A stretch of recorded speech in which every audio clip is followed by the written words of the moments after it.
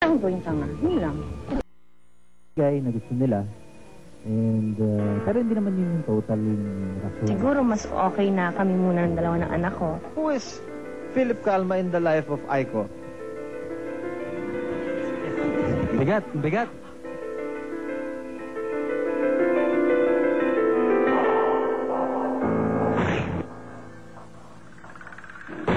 Miyerkules, September 4, itinakda ang pre-trial ng annulment case ni na Aiko Melendez at Jo Marie Iliana sa Quezon City Trial Court na isinampa ni Aiko noong March 19, 2002. Kung nung una ayaw sagutin ni Jo Marie ang petisyon ni Aiko for annulment, siya ang unang dumating sa pre-trial. Handa? Oo naman, handa naman.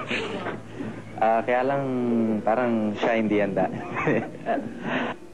Ang malaking sorpresa ng araw na iyon, ang hindi pagsipot ni Aiko Melendez sa kadahilan ng walang makapagsabi.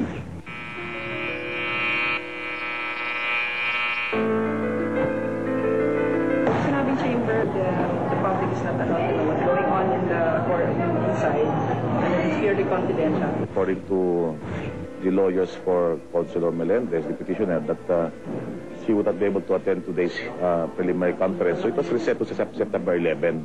Na-reset kasi hindi nakarating si Aiko. Technically, she's required to appear before a pre-trial. Pre-trial, which is mandatory. So, since wala, i-reset na naman. So sa preliminary conference, there are issues which the judge might want the parties to discuss muna before going to trial. No?